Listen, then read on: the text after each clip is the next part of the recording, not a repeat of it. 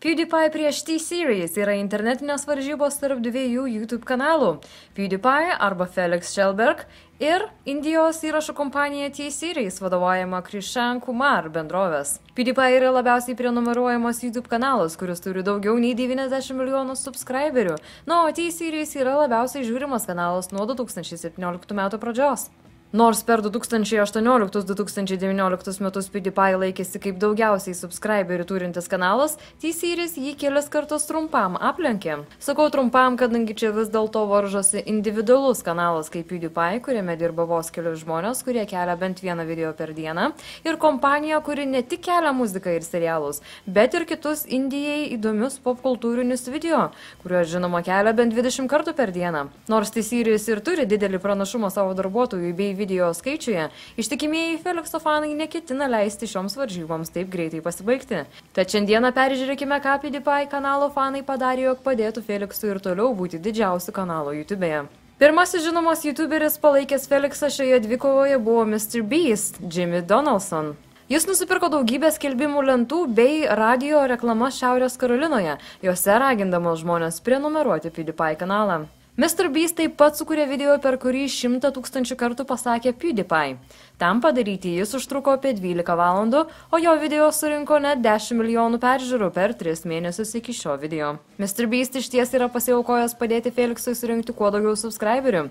Jis ir jo draugai dalyvavo Super Bowl 53 žaidime, apsivilkė marškinėlius, kurie sudarė užrašą Sub to PewDiePie. Kiti žinomi YouTuberiai tokie kaip Markiplier, Jacksepticeye ir Logan Paul taip pat skatino savo žiūrovus prisijungti prie šio masiško judėjimo ir užprenumeruoti PewDiePie kanalą, padarydami video ar tiesiog praneždami tai savo Twitteryje su užrašu Subscribe to PewDiePie. YouTuberis Justin Roberts, vienas iš Team Tang narių, nusipirko reklaminį stendą pačioje New York Times Square aikštėje su tuo pačiu šūkiu Subscribe to PewDiePie. Markiplier sukūrė video, kurį pavadino I literally won't shut up until you subscribe to PewDiePie. Aš tiesioginė to žodžio prasme neužsičiaupsiu, iki kol jūs neužprenumeruosite PewDiePie kanalo. Šis video truko apie 50 minučių ir surinko beveik 5 milijonus peržiūrų iki šio video. Per vieną iš savo live stream, Jacksepticeye ragino savo žiūrovus eiti ir užprenumeruoti PewDiePie kanalą, juokaudamas, jog ištrins savo kanalą, jei T-Series laimės. Mažesni YouTube kanalai taip pat kaip nors prisidėjo prie reklamos. Tokio padidėję su skelbimu turėjo ir YouTuberis Saimandar Vagdare savo kanale pavadinimu Simon Says. Iš pradžių jis sukūrė video sarkastiškai juokaudamas, jog palaiko T-Series, ir vėliau po PewDiePie atsako sukūrė video darydamas tą patį tik su PewDiePie kanalu. Muzikantas Devi504 atskrido iš Honkongo į Noidą tam, kad gyvai sugrotų Bitch Lasagna priešais T-Series centrą savo bosinę gitarą. Tai beveik 5 valandų skrydis vien tik į vieną pusę, tačiau manau tai buvo verta. Goose Vein Batman, kurį tikrai turite žinoti arba iš Dr. Phil arba Felixo reaguojančiai tokio tipo video. Jis taip pat prisidėjo per savo YouTube kanalą sukūręs video sakydamas jo kovos su T-Series iki mirties dėl PewDiePie. Britų vlogeris Alfie Day savo Twitteryje paskelbė nuotrauką, kuriame matosi tiek Alfie, tiek Felixas prastai išsidažę su prierašu. Tai artėja, neleiskime tai įvykti. Visi, man reikia jūsų pagalbos. Visi skaitantys, prenumeruokite PewDiePie. Dabar, kol dar nevėlu. Per YouTube Rewind 2018 Everyone Controls Rewind žiūrovai buvo pasipiktinę, jog kasmetinis YouTube apžvalgos video neįdėjo šios visam YouTube bendruomeniai žinomos kovos. Tačiau YouTuberė Jaden Animation savo video dalyje įdėjo keletą paslėptų užuominų apie PewDiePie ir kitus platformoje žinomus kanalus, kurie nepateko į Rewind. Tad užskaitysiu taip kaip prisidėjimą. Didžiausią skirtumą tarp subscriberių Felixas gavo tada, kai fanai ilgai juokavę, jog meme review video turėtų reaguoti Elon Musk, vieną dieną iš tiesų gavo tokį video. Įpusėjus 13 minučių, Elon Musk ir Justin Roiland, Rick and Morty kūrėjas, pasirodo ekrane ir likusi video aptarinėja memes. Kaip jau galbūt žinote, iš šio video susikūrė ir kitas žinomas memes su Elon ir Delfinu. Toks video jam padėjo atsiplėšti nuo T-Series beveik 50 000 subscriberių skaičiumi. Ne vien tik paprasti piliečiai ir YouTuberiai skatino užprenumeruoti PewDiePie. Jungtinės karalystės nepriklausomybės partija savo Twitteryje taip pat paskelbė, jog šioje kovoje remia PewDiePie. 2019 m. vasario 27 d. Taline, Estijoje, vyko žygis remintis PewDiePie.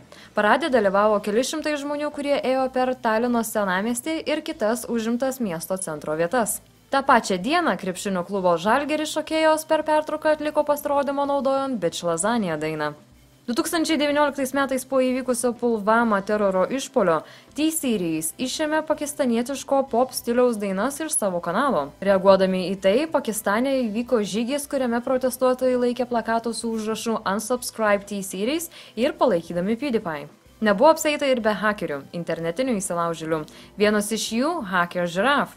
Jis sugebėjo įsilaužti į 50 000 pažeidžiamų spausdintuvų ir atspausdinti lapus su prierašu PewDiePie is in trouble and he needs your help to defeat T-Series. Tokį dalyką padarė ir kitas žmogus užsivardinas Juicer. Jis sugebėjo padaryti tą patį, ką ir Hacker Giraffe, tik su 80 000 spausdintuvų.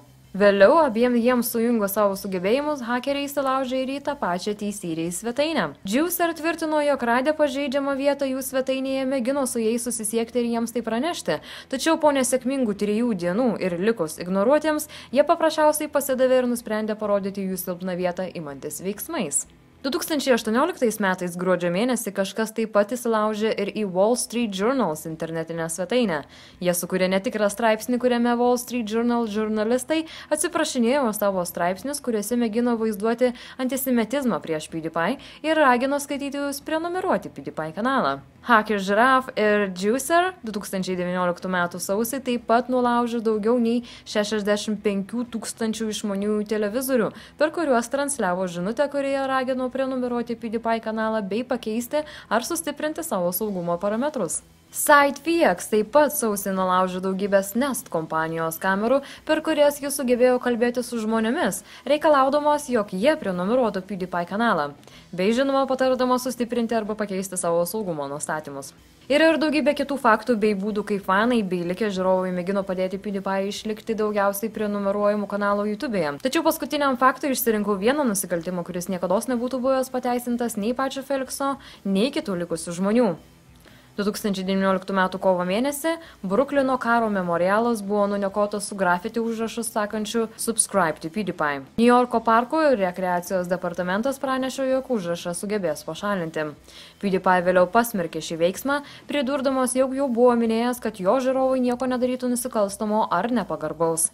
Štai ir viskas. Šiandieną tiek. Ačiū už jūsų dėmesį ir kaip visada pasimatysime per kitą video. Bye!